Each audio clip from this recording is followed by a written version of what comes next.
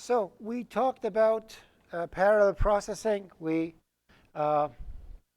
mentioned that when you create a thread, the threads must be considered that. I'm just want to mark here. So what I mentioned was that working with threads, when you are writing a program, when you write a multiprocessor program or multiprocessing program, we explained what is the difference of multitasking and parallel processing, so we know all those. What I wanted to mention was that as soon as you create a thread, you should assume that it's running. And when you have an application running and it spawns into several processes, you have to make sure after you are done, you're joining them back to one.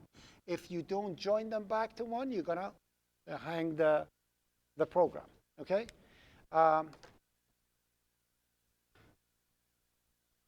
We started with a simple example of how actually a thread is made. And what we do, we simply create a function, and we pass the function to the constructor of the thread, and thread will execute that function. A thread, at the moment of creation, RAII, resource acquisition is initialization, which means as at line 8, when thread is created, that's when it runs. So at line 8, you have two threads running. One is main, and the other one is say hello. They run together, they finish, and at the end, I think, oh, yeah, and at the it was the last thing, so I'm not going to run it. And at the end, they join together. Then we gave an example of a function that initiates the threads. And the function that was creating the threads, it was printing different characters in 3 different threads. And we noticed that when we were printing it, the order was unpredictable, and we didn't know which one runs first and which one runs next. Then we came to understanding that a thread cannot return a value. Threads can only be void functions. To run a thread, you have to have a void function. And the void function that you have can receive a reference, so it can send values back out. And that's absolutely no problem. So in this case, I created 3 integers, tx, ty, and tm over here. And I created 2 threads and merged it with, and one function was called in a main thread. So tx and ty are calling the function foo, passing the reference of tx and ty. And remember, anytime you are passing a reference, there must be wrapped into a reference wrapper. Otherwise, you will have no access to them, and they're going to be passed by value. It works exactly like the bind function. Okay? Like the bind, like bind. Anyways. So doing this, we understood that we can actually set the values, send the values back, and see what values a reference is returning to us.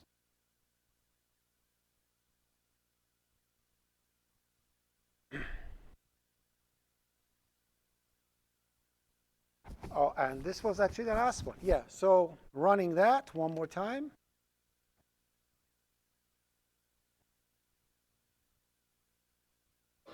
Well, we'll see that it's completely random, but the values are passed, and we can actually get the values that are passed to the function, so everything is fine and dandy. And this is 15 March 20th. One more time, make sure it's set. All right. So far, so good. So we came right down to this point, which is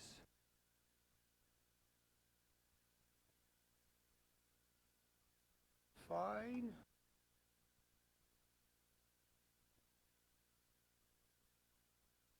Yeah. Now, over here, I'm passing functions to a thread. Well, we need to understand that it's not just functions. Remember, this is C++. Anything that is a function can be a lambda, can be a functor. Remember that. So I could have threads that work like this. So this one is A passing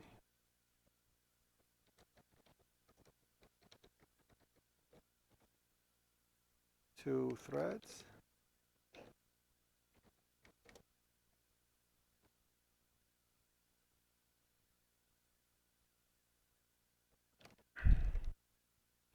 I could have had the program written like this. Just take a look at this one. So I'm saying, let me just take those threads out. So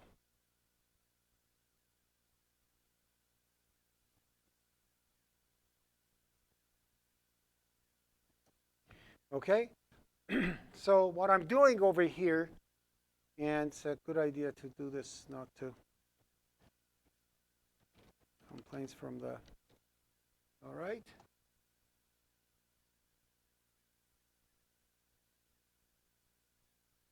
Sorry, I'm organizing this. Just a second.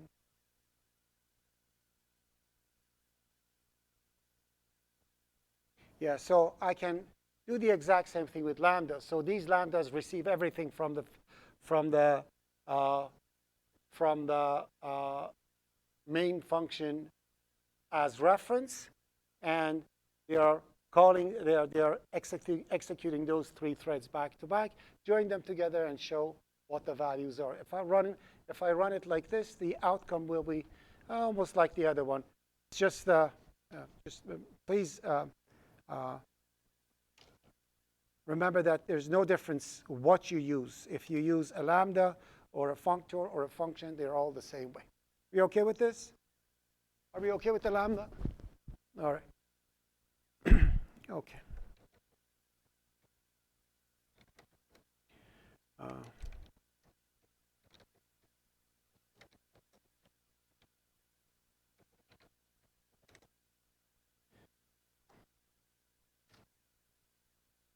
Now, problem happens when you want to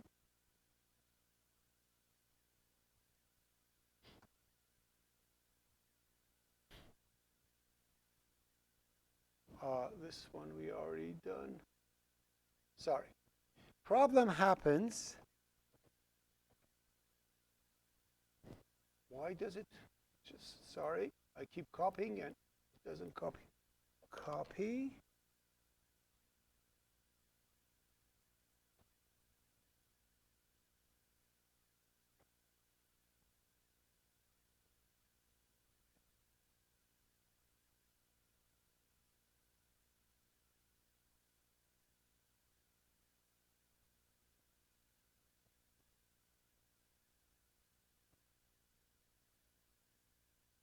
Writing on shared memory. That's not actually the one. This is not writing on shared memory. Wrong one.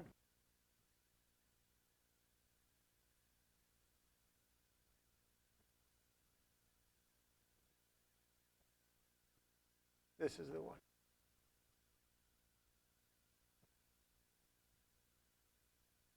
Okay. So now take a look at this. Over here, I am actually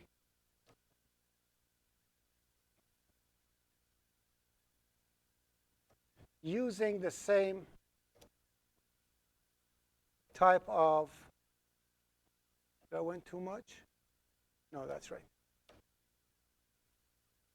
I'm using same type of thing, passing counter by reference. But the difference over here is that the counter up there, you see that? The counter up there is being added by print. I want to see what is the number of total characters being printed. Now I have three processes over there, tx, ty, and tz, trying to print the values that you see on the screen, and then they want to add 1 to the counter as they are printing it. So I want to see what is the total number of characters that are being printed on a screen, right? If I run this, if I recall correctly, that, oh, wrong one, sorry.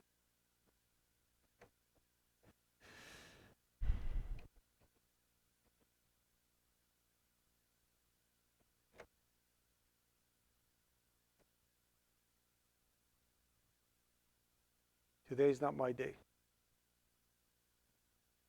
Visual Studio hung. Oops, sorry.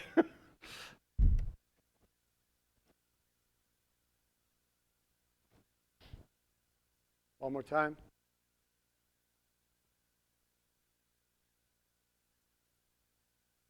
I just updated it, like this morning. I hope that didn't cause any problem anyways. So let's go back over here. So now,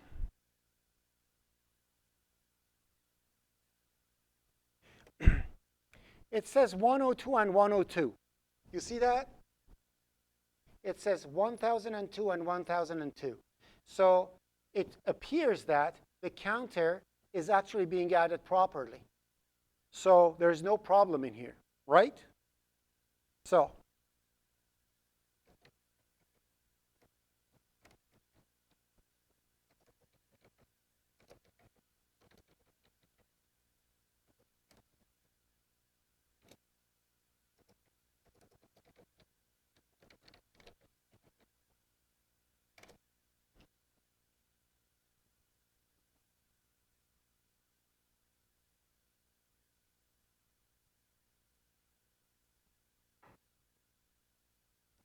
take a look at this.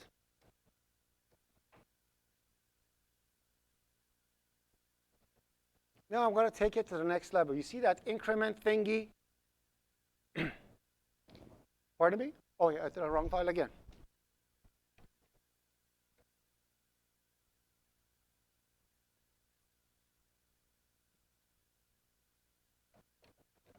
So take a look at this. Increment is just adding to the counter 100,000 times, right?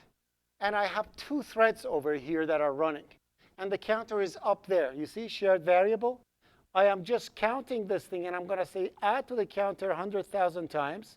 And I'm adding those, running those two threads. Therefore, the counter should be 200,000, right? Right? Now take a look. Shoot. Come on.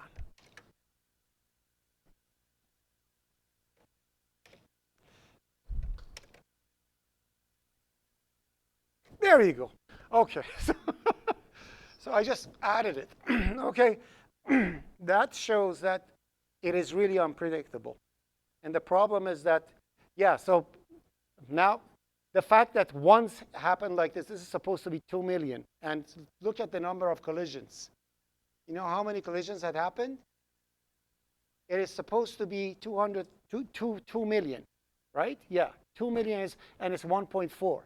So be extremely careful when you're actually dealing with shared memory. With shared memory, we need to play tricks. What happens, as I mentioned, I think the other day, we're going to learn how to have a common key for each variable that we want to use. So if you actually want to use the variable, you unlock the variable, you go in and you lock. Anybody else who wants to come and modify the variable, they're hit by a locked door. And they wait until you're finished. You come out and the door is open. The next person jumps in and locks the door. Okay? Now, one way, so this thing that you just see happen is called a race condition. So a race condition is actually racing over the shared memory and see who can get to it first. And that's why we have a wrapper around variables called atomic. atomic variables are variables created with overloads and stuff like that that are done for the variables to actually prevent race conditions. So when somebody starts adding one to them, they actually lock it, and the other one picks it up and doesn't let the collision happen. So having atomic added will prevent the race condition. But it's not as easy. Atomic has many different functionalities that you need to learn and know how they work.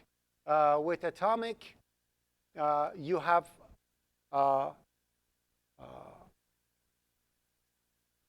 methods called load, fetch, add. They have, I'm just reading it from here. So what happens if with atomic, when you're actually adding to a value, if when you add and you get out, somebody else might have added immediately after you. So you need to, when you're adding, you need to see what the previous value was when you were adding.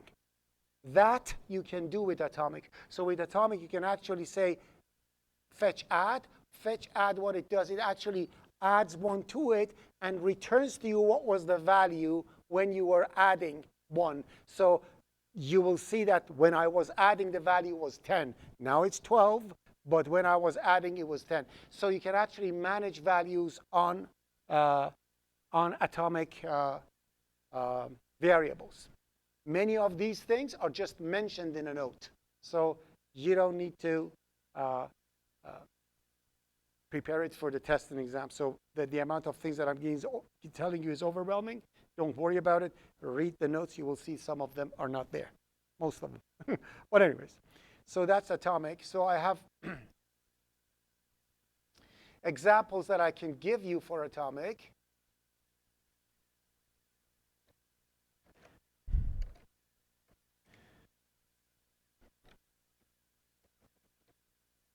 A, B, C, D, E. Simple atomic.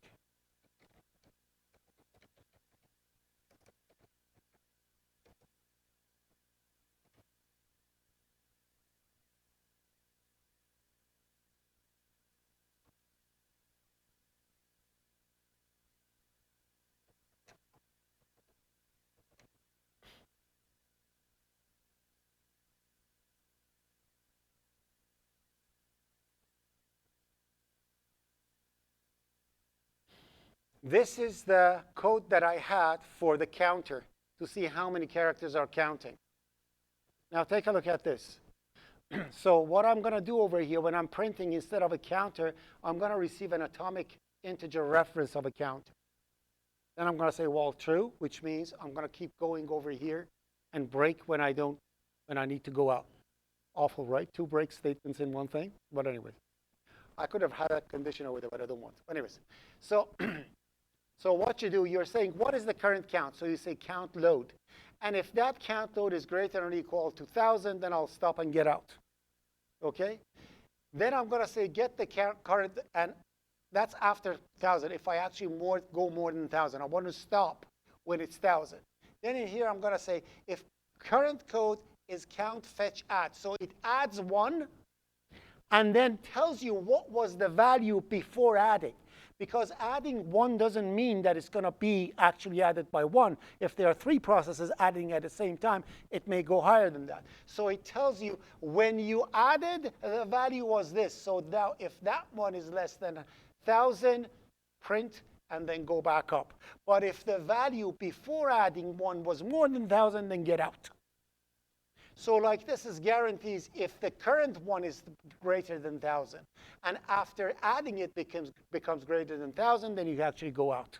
So like this, you can actually make sure that the values that are added to the count are actually added by 1. So again, this just demonstrate how complicated it becomes when you want to work with shared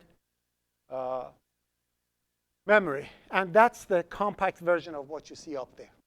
OK? So that's the code that you're going to see actually happening. So while the current load is less than 1,000 and count fetch add is less than 1,000 and see out, so this and is lazy evaluation. If these two conditions go true, it's going to get printed. If these two conditions goes false, it's going to come down. Therefore, it's going to go up to 1,000. Okay, so this is demonstration of how atomic wrappers work. Okay, so atomic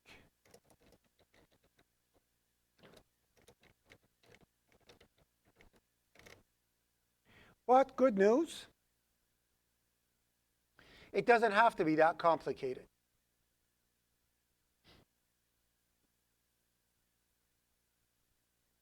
Because we can do something better. Now,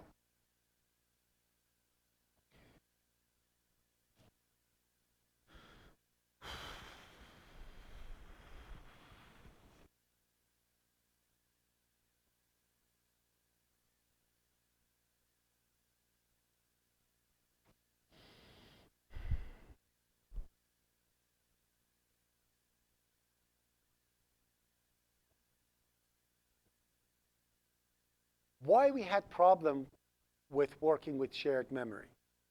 Because we don't know when the thread is running and at which stage it is, right? If somehow I could stop a thread from running and tell now run at will, I could have control. So I'm going to give you a demo of what I call ready go, which defies the purpose of having a thread. So I'm going to put 3 threads over there and try to tell to the first thread, you go now, you go now, you go now, so I can put them in sequence, which is nuts because I could just not have a thread and run the 3 functions and it would go in sequence. But it just demonstrates how can I stop a thread from running. If I could actually do that, then I could stop the thread from adding to a value and wait for others to do their job. So let's see how we can actually do that. So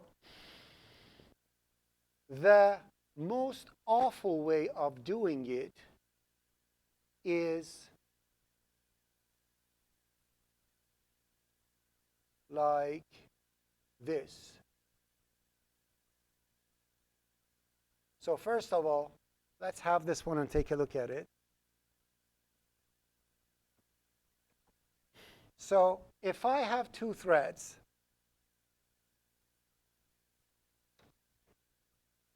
that are trying to print as many characters as they can in a second. You follow what it's doing? See, I have a second over there. So when I start the thing, I have a steady clock over there, CLK. Then I'm going to say seconds is the current time plus 1, whatever the current time is, plus 1 second. Then I'm going to say start and keep going until now reaches 2 seconds. So essentially, for 1 second, that for loop is going to run. And for 1 second, this for loop is going to run, and I'm going to say go, right? So essentially, what I want to do, I want to make them stop and run when I tell them to go.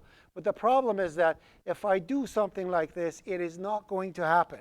That go thingy is parallel with everything else. So I don't know which one is coming first and which one is coming next. Now, by luck again, go is at the beginning. But it couldn't. You don't know. Maybe it's the first one. We cannot say. How can I actually make the stop go, actually make the thing stop? There is an awful way and there is a good way. So first I'll show you the awful way. Okay? E, F, G.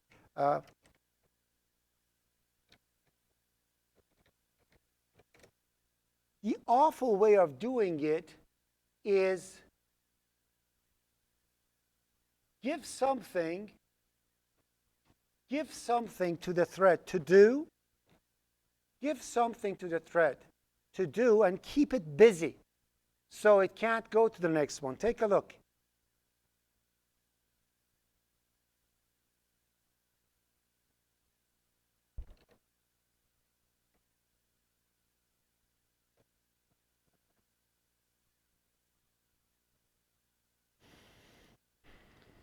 Take a look at the line. Take a look at line 10.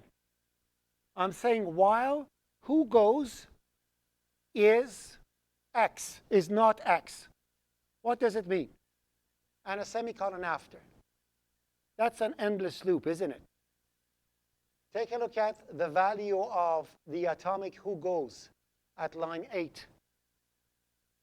It's N, right? Now in here I'm going to say while who goes is X and while who goes is Y. Therefore, they're going to get stuck at that line in an endless loop. Correct? Then I'm going to come over here and say go. Then I'll change who goes to X. So as soon as this goes X, that goes out of the loop, right? And the rest happens. Then it comes over here, joins, and I'll put another second for that one. Who goes is Y. I'll send Y to go. Again, crazy. Why don't you just write the functions? But I just want to show you. I just want to show you what does it mean to stop a thing. This, although it appears that actually gives us that key, so I can actually tell who goes and who doesn't. The problem over here is that it is keeping the CPU busy. It's not like it's stopping to doing something. I'm just asking the CPU to turn. And the CPU is going dizzy like that and doing anything, right? So I didn't say to wait. I just gave him something stupid to do, which is not a good thing to do. So what we do will be this.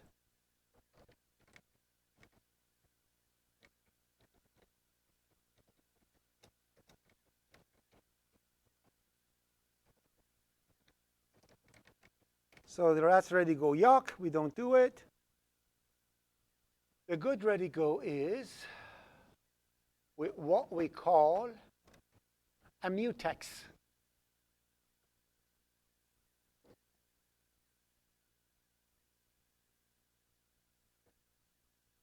What is a mutex? Mutex is a key that you can lock and unlock. And the action of locking it requires a key that is unlocked. When you have a key to the door of the washroom, when you go to the washroom, if the door is, that's not a good example. Let's say you have a door that can only be locked from inside. So you don't have a key. The door has a lock and lock, exactly like the washrooms that you go and you lock from inside. Okay, so you go, the door is open, it's unlocked. You go in there and you lock. When you lock it, then no one else can come in until you're doing your business. And then you unlock and you come out. The next, everybody runs. It's not civilized. Like they're not in a lineup. They actually all run like crazy. And the first one that goes in locks and everybody else goes, shoot, they wait. Okay, it's the same thing over here. So the mutex that I have key over here, I lock it. Then I run the two threads. This one wants to lock it. It's already locked. It can't do anything. Right? This one's want to lock it. It can't because, right? Then what do?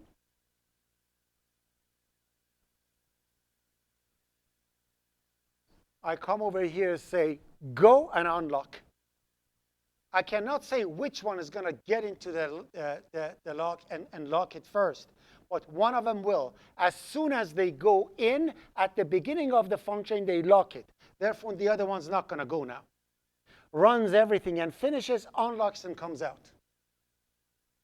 And therefore, after it's finished, the other one is going to do the job. Remember that counter? All you needed to have was a mutex. Before you wanted to add one to the counter, you could have locked, added one to the counter, and unlocked.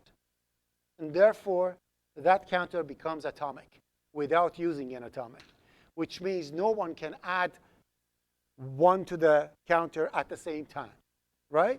So, yeah. So now,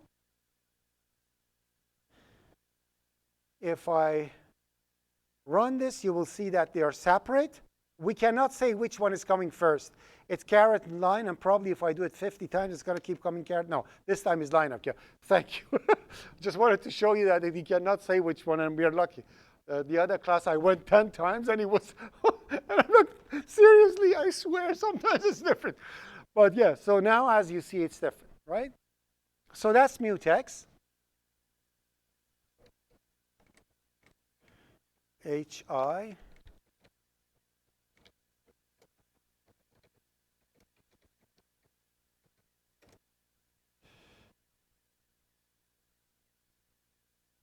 There is, however, a tiny bit of problem over here. And what is that problem? The problem is that you may forget to unlock the mutex. You do that, then you'll be in trouble. Right? So it's the exact same thing like a pointer. They give you a pointer, and they say you have to allocate the memory, and after you're done, you deallocate, right? And people kept forgetting. And then what happened? Memory leaks. So what they created to fix that problem? Smart pointers, right? They created smart pointers. So for these locks, they created the same thing. We call that a lock guard.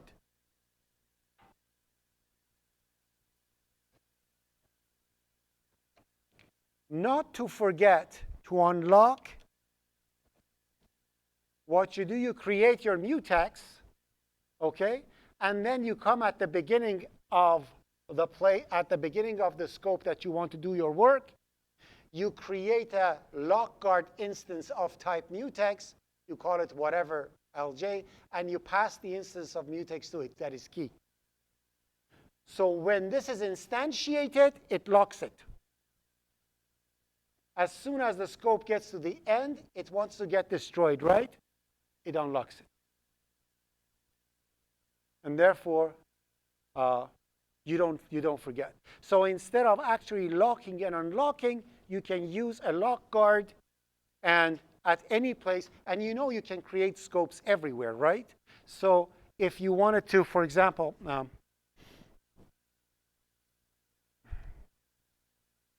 so if you have a variable, what I'm saying, let's say that counter, like,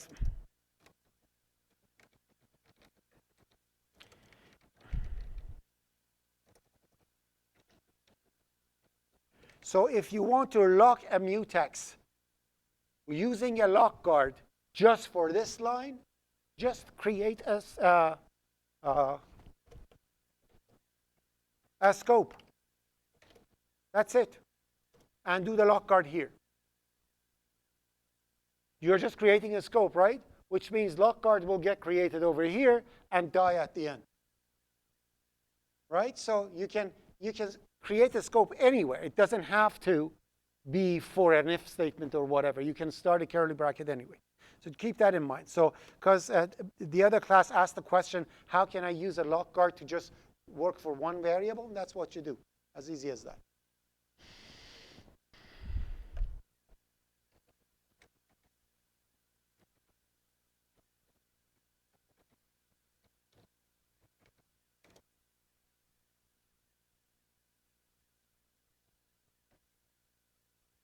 With lock guards,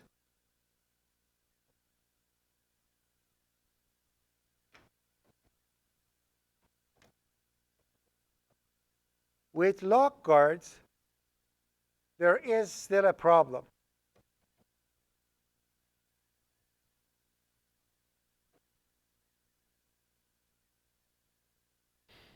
Say I have two mutexes, okay? And in task 1, I am locking mutex 1 and locking mutex 2. So I want to do something in the middle, okay? And then locking for that one and do another thing after. So this locks it, and then this one and this locks it and comes out. In the other one, I lock mutex 2 and then mutex 1. What happens? This waits for that to unlock, that waits for this to unlock. This is called a deadlock. They'll wait for each other for all time. That's a bad thing. You have to make sure that the sequence of locks are proper. If your lock's logic dictates that this has to be done in a specific way, if you don't have the proper sequence for it, a deadlock happens. So you have to be careful with guard locks, okay? They fixed that in C++17. Okay? He's like, damn it. Okay. So they fixed that. So because of, so that's a deadlock.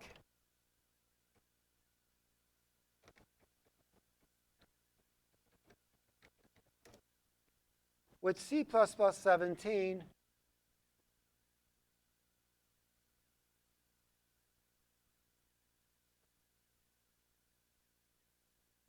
they created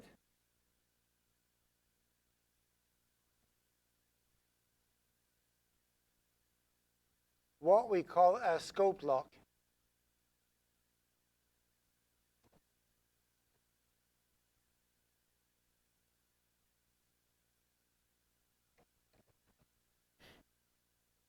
So, where does it give me an? Oh.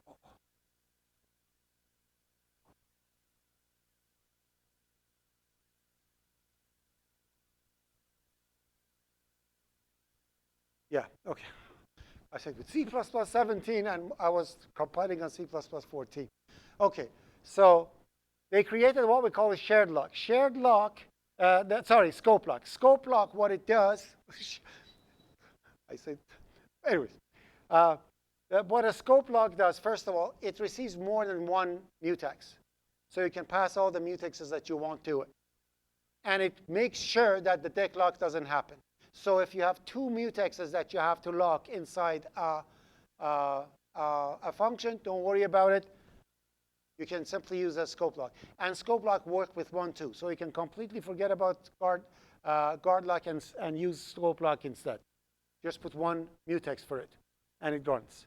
So that's prevents the deadlock. So use, I'm going to say with JKL, use scope lock to prevent deadlock.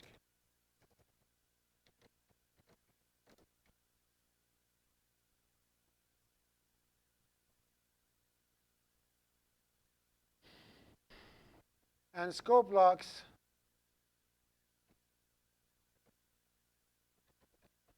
can be used exactly like deadlock, guard locks. So as you see, it's doing the exact same thing. It's just a scope lock. So you can use that one instead if you're using C++17. Okay?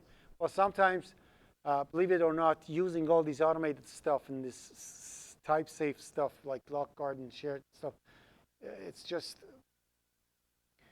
the mechanism behind becomes so confusing that I say, forget about it. I'm just going to use a mutex and lock and unlock it myself. Anyways, this is a quick way of doing it, so it's easier to do it this way. So, yeah.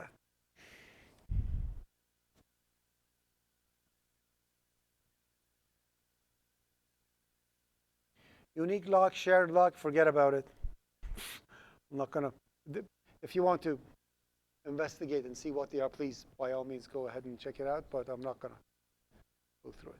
So essentially, a unique lock, shared lock is exactly like unique pointer and shared pointer.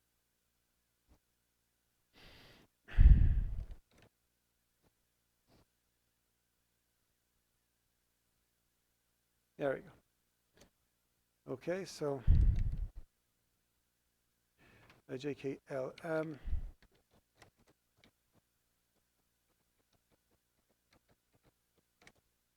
All right. Now, it is all fine and dandy when I'm using something like this, but in real life, you don't know how many threads you want. From machine to machine, from situation to situation, you have number of processors changing all the time. You don't know.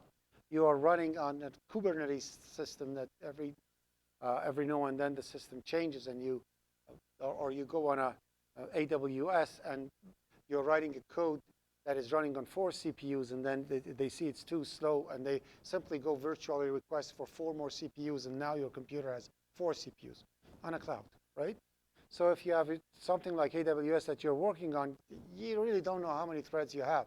So you need to be able to change the number of threads on the fly if you need to, based on the situation that you're in. That's why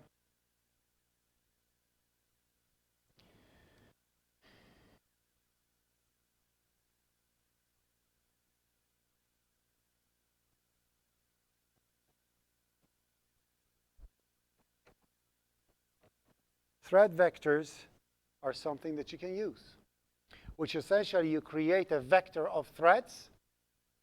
Then one by one, you push back the threads into it. And remember, as soon as you push it back, it runs.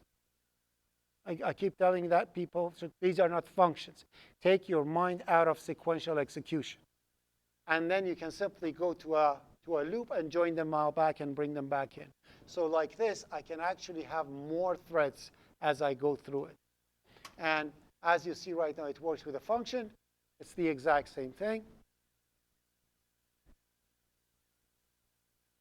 Exact same program we have written for the dash and whatever we had. So this is actually working with vectors.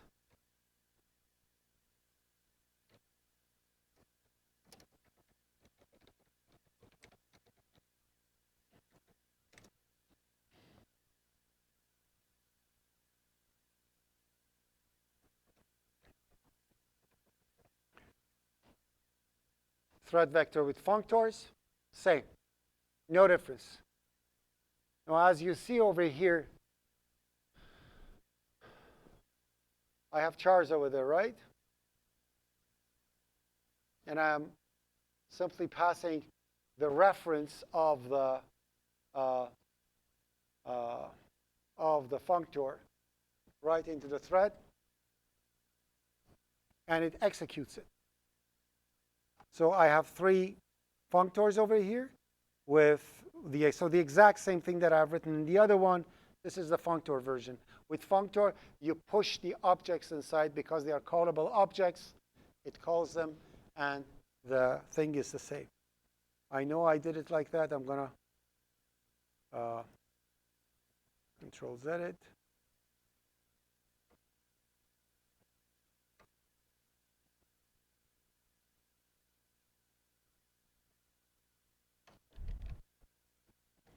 So that's with functors.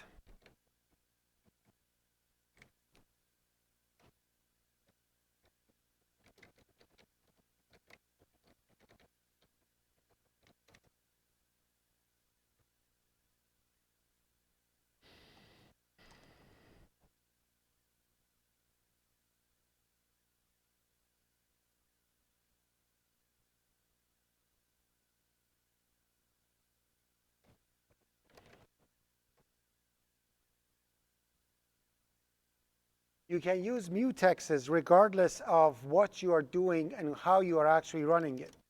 Take a look at this character thingy. Now in here, I want to actually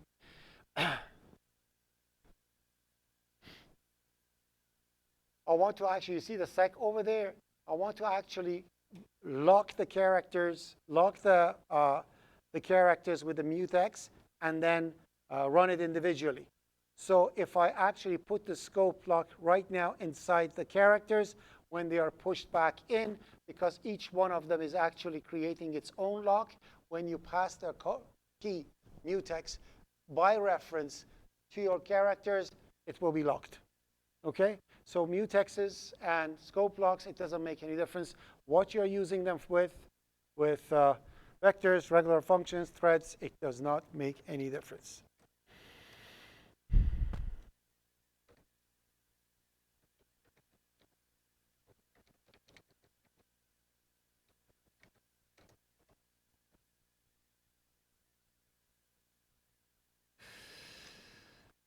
I'll give you a break, and I'm going to start something that's going to be a little bit confusing. We're going to talk about making promises. Okay? So 5 minutes break.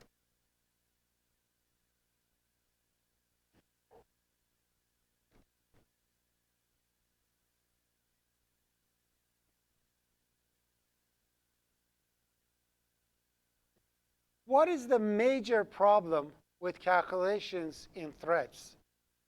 The major problem is that you don't know when it is going to happen, right?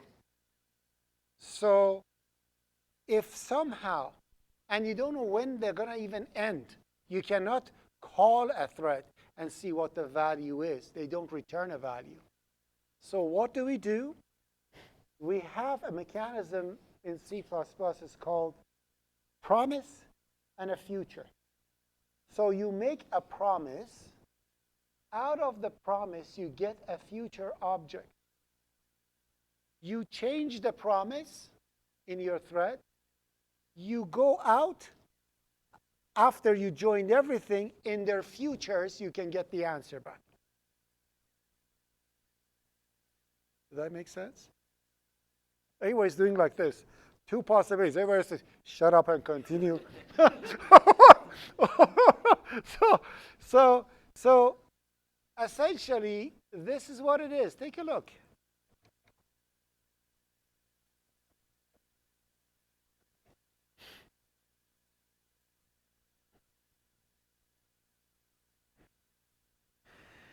So I want to find the sum of values. Okay, you see that? So I want to find out what are the sum of the values between 0 and this number. Humongous amount of things to do, right?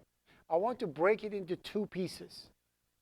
And I want to find what the sums are. So I'll give half of it to my first function. You see T1? Okay? It's finding the sum from beginning to n divided by 2. And T2 is finding the sum from n divided by 2 plus 1, obviously, to the n. Right? So it's going to run twice as fast. But how do I get the sum of the two and add them all together? What I do, I create a sum promise and sum promise 2. You see that? And this sum promise of type unsigned long. And I did a type def over there, so I don't have to type unsigned long. So I did a ULL. ULL essentially means it's an unsigned long. So I'm saying I'm creating a promise of type unsigned long, which means promise holds that type of a thing inside. And I'm going to say get a future of type ULL sum future from the promise. So this sum future is tied to that sum promise. And sum promise future sum future 2 is tied to sum promise 2 because I want to have two processes happen. Okay, so I have, because I'm running two threads.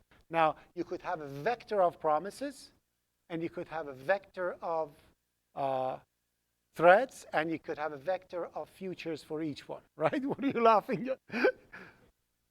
Okay, yeah, so what I'm saying is that then in your thread, what you do, you create a promise, but you don't copy it. You move it to that one. Therefore, it remains the same. It's not another promise being copied. You need to make sure that some future belongs to that promise. You cannot pass a copy of it. So you move the sum promise into the first thread. In that one, as you see, one by one, it's finding the sum and setting the value of the promise to the sum. Got it? Got it? Got it? Okay. Promise is a dish. You put something in, and you close it. Future is to go to that pot and take the thing out. For each sum, you have for each promise, you have a future specifically for that who can take the value out. Therefore, when you pass the promise into the thread, it is adding the values to it. Because the future is tied to that, later you can take that future out using the get method. And that get method only gets the value when the thread is done. This future gets the value in future when the thread is done. Then after you join, life is beautiful. Everything is done. So you simply join afterwards, and those things happen magically. It actually takes the values out. So now, when I do something like this, it actually finds the sum of the two. You know that I always show you these things, and then I'll show you an easy way of doing it, right? And that's the sum. You notice that it took a while, right? Oh, okay. So try it at home and do it without and with, and you'll see it's going to make a difference.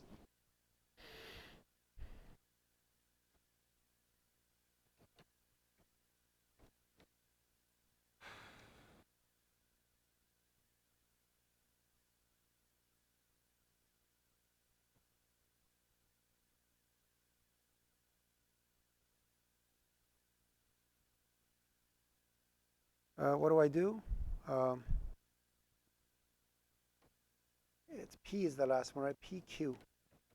Promise and future.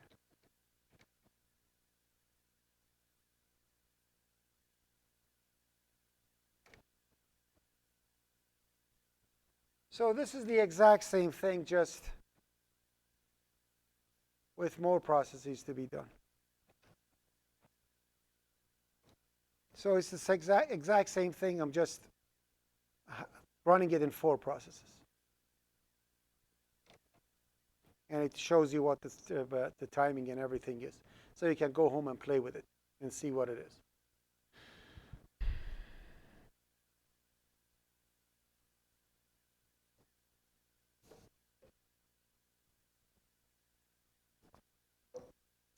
What did I do?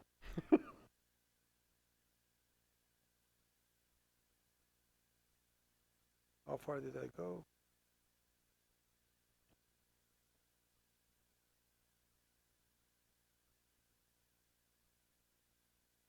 Oh, there you go.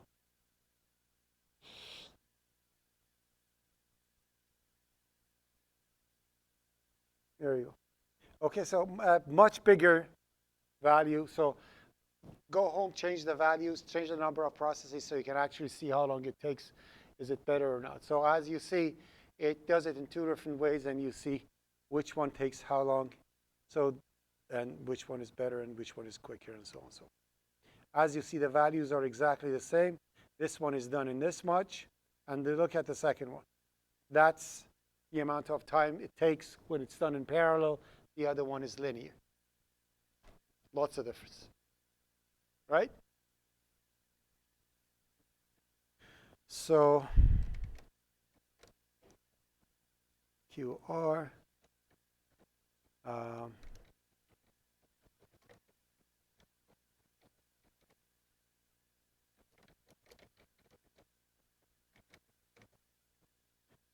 Now, the beautiful thing about future is that now, instead of a thread, we have another thing called async, ladies and gentlemen. Async is exactly like a thread, but it returns a future. Ta-da! You need to know that. You need to know that. So you need to know the thread to see what's there. So async essentially does everything. So it creates a promise and everything. So what you do when you want to run async, so as you see over here, what I'm creating a future of type int, and the first one is async, async, async. So async returns a future, and promises are made inside, so you don't need to worry about it. It creates the promise. You need to know that these are not return values. I had to explain that promise to you so you know when you say future, these are actually happening in future. And with async, you don't join them. It joins it automatically when you get them. Much easier, right? I told you it's going to, I'll tell you something. So this essentially does the other one, but it's like, again, you're going to McDonald's a combo number 1, combo number 2, instead of ordering everything piece by piece, right? Are we okay with this? So async does the same thing. You pass the function, you pass the arguments, exactly the same way that you have done for the other ones. And it works like a charm. Again, you have to pass stuff by reference if you want to pass. But anyways, because they return value, it makes life much easier. Questions about async? All right.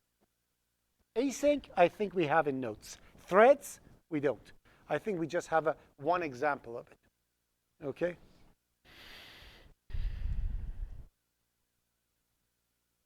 And why I keep doing this, I don't know.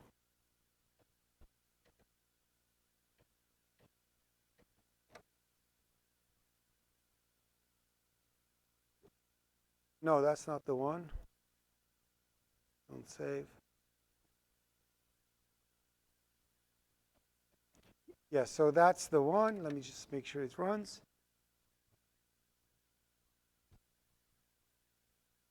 Yeah, there you go. So that's the async.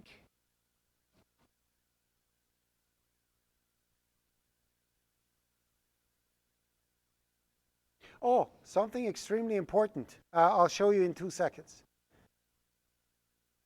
So this one is async. I think we are running out of alphabet. S, async.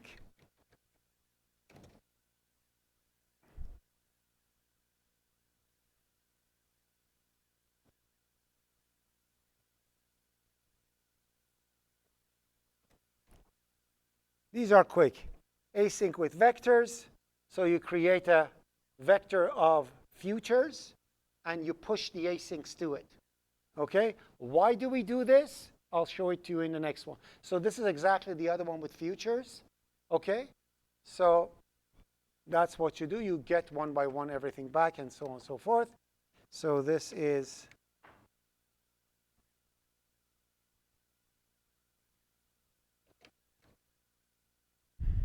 our element here is T.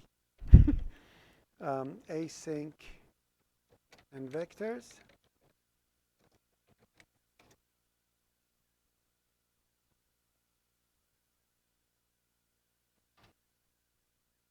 Yes, and that's the one. So now we're going to go back to threads and sum that we have done. But this one actually finds out how many cores you have on your computer and creates the amount of threads to the number. Right? Take a look. So see what I'm doing in here. I'm saying number of threads is equal to thread hardware concurrency. That tells you how many threads you have. Then I create the vector for threads, and I'm going to start pushing everything to the number of the threads that I have. So I actually calculate how many chunks I have to take that piece by piece. I calculate where is start, where is end, and I'm going to push back to the number of threads as I'm going through. Therefore, the number of threads created is equal to the number of cores that I have. Therefore, it's the best way of running it without overhead. You know, when you have 8 threads, if you do 8, that's the best if you are writing dedicated server for your dedicated machine for your work. When you're running it on this thing, it doesn't count. If you say 8, you don't know how many you really have. Okay? Well, yeah, so that's essentially what it is. So this is the thread version of creating chunks Y11. So you have to find out. This is how parallel processing works. You get a big set of data. You divide it to the chunks of the number of CPUs that you have. You give each chunk to the function separately, and you run the function in threads, and therefore everything runs faster. As simple as that. And that's the whole purpose of it. Okay? Now we are having 8. Now if you go to, I think it's CUDA programming that we write, or I don't remember what's the name, 6 something something. It's parallel processing.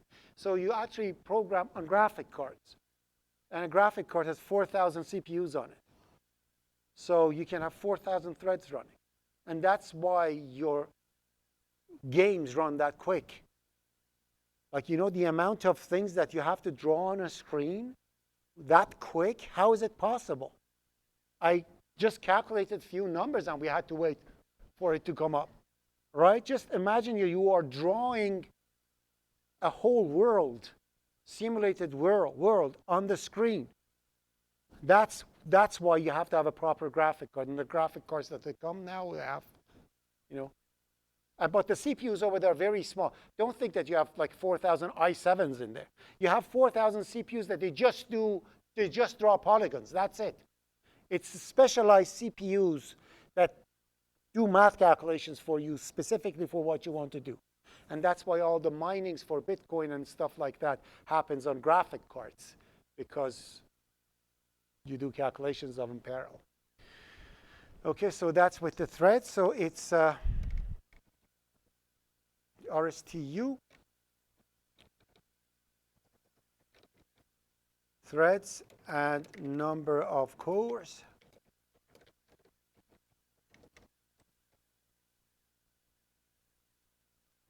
And finally, async. And at the end, I'm going to show you something. But remember I told you async, and Farida said, like, so we could do this. You're going to have a so we could do this coming up soon, right? Okay, so this is the same thing that we are doing with hardware concurrency, but with async. So instead of creating creds, we are just pushing the asyncs into a vector of futures. As easy as that. Okay, same thing. You don't have to create the thread. You just push it, and you get the futures, and you get the values back, and life is beautiful. So it's what was the last one? URSTUV, and that's async and number of cores.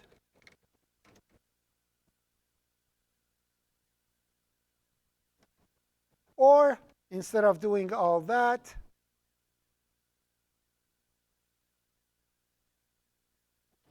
you can do this. Transform reduced, execute in parallel. Poof, done. So essentially, I call an STL. You remember the sum thingy that I was doing? That's transform reduce, right? And I'm going to say from beginning to the end, this is the initial value, and add them all up. Right? And this is the one that gives you the value of the things. Like int value returns the value. So that's the function that gives you the value, each value. And I'm going to say execute in parallel. It does it automatically. You don't need to create any threads. So most of the STLs that you have, they have different execution policies. You can actually tell them to run in parallel, there are several different one of them. You have the list over there. Let me see if I can actually show it to you over here.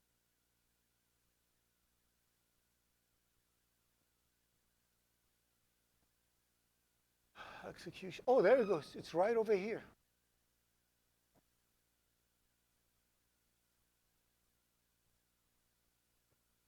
These are my notes, teaching notes.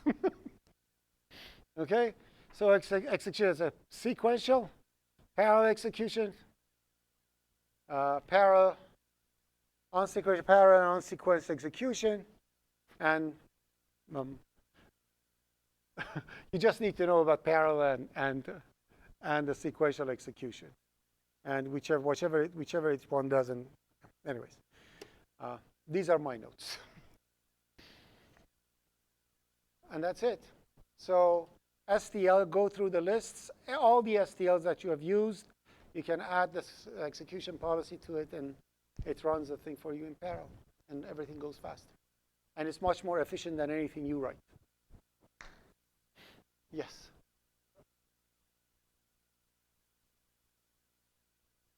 That's 0. But long.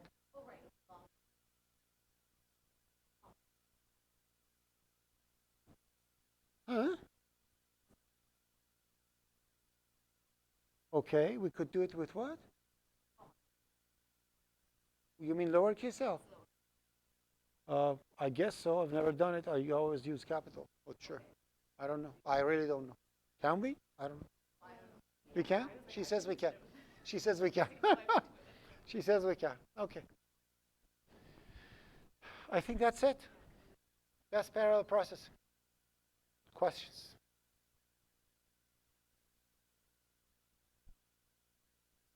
I don't know if there's Are you laughing with me or at me? I don't know.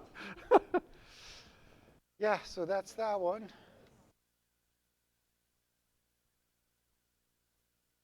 So, yeah, so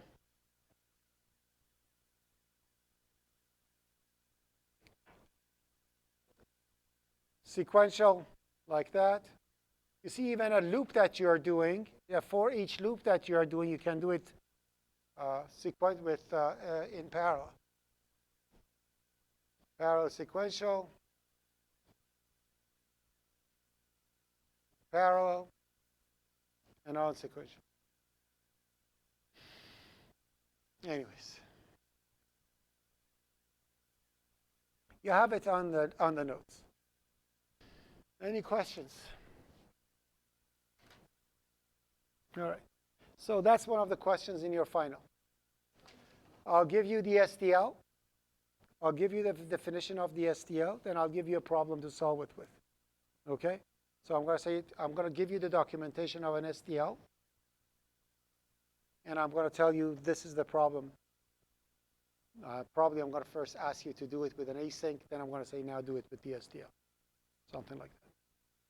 Very simple, straightforward. The examples that I give you, they are simply IPC 144 stuff. The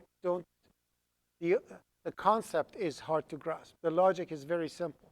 Like if I give you a big chunk of data and I told you divide it by 8 and give each piece to one person to do it, it wouldn't be difficult, would be?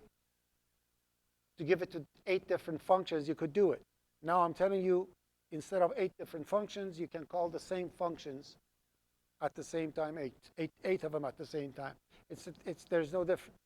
Okay, don't give it too much credit. It's just parallel processing. Okay, we good? Okay, so I think bringing the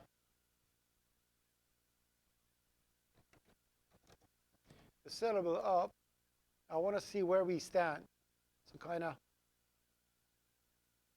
So OOP345.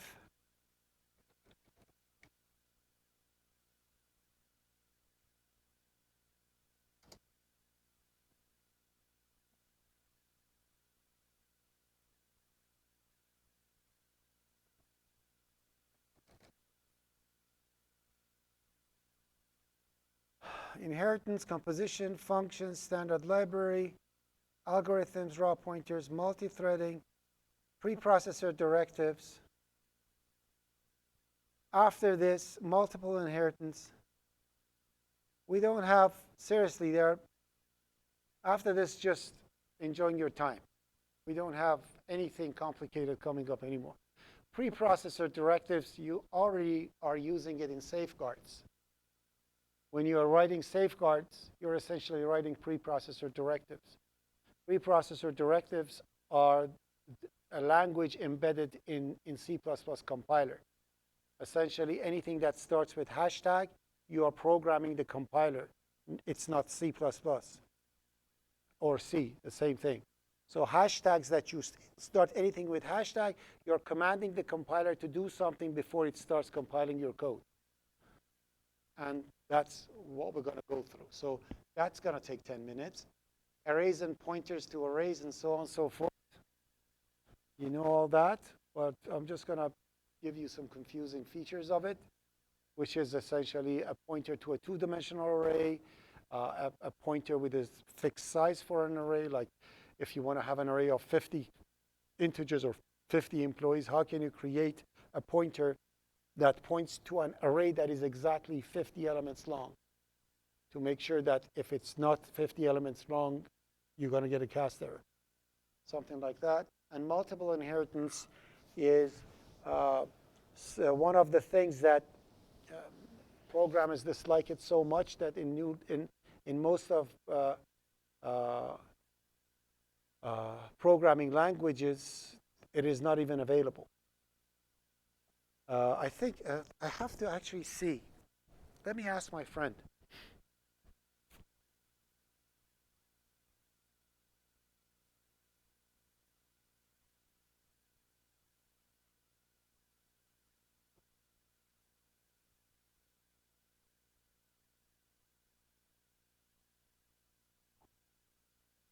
Which languages other than C++ support multiple inheritance? Languages that support multiple inheritance include Python supports multiple inheritance directly. C++ allows classes to inherit from more than one base class. Ruby uses modules or mix-ins to achieve multiple inheritance like behavior. So it's Python and C++. The rest are going around it somehow. Like, for example, in Java, you can create an interface, and I think with an interface you can have multiple. I don't know. Like multiple, they say multiple inheritance creates design problems. That's what they say. We'll come to it, and you'll see when you do multiple inheritance. I'm just giving you a quick review of what we are doing in the next 3 weeks, okay? So when we come to multiple inheritance, we'll show you that you can have a base class, you can have 2 classes inherited out of this, and then you can have those 2 classes back inherited in one. So you can have one class with 2 bases. The problem arises that when you instantiate that one, how many instances of the top one you have? Because it's a diamond, right? Do you have 2 instances of the grandfather, or you have 1? So that's the part that becomes difficult. We'll talk about it. Linked list technology, it's an introduction to DSA. You've already added. I created double linked list for you guys. I created stacks for you, so you have the code for it. You know what it is. This is the part that is a little crazy. Bitwise expressions and operators and stuff like that. You'll find out that insertion operator that you use is actually called left shift from C. And you'll see what it is. So we'll go to that. And that's it. So from now on, we are much relaxed. Okay? And you have time to go through all the things that you have right now and learn it better. Okay?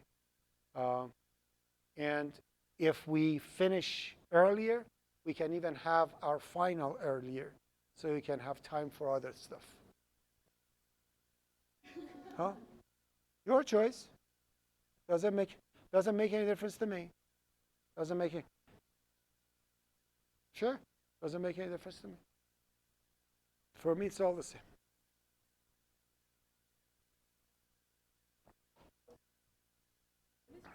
Okay, let me just, okay, I'm going to stop recording because this is not important anymore.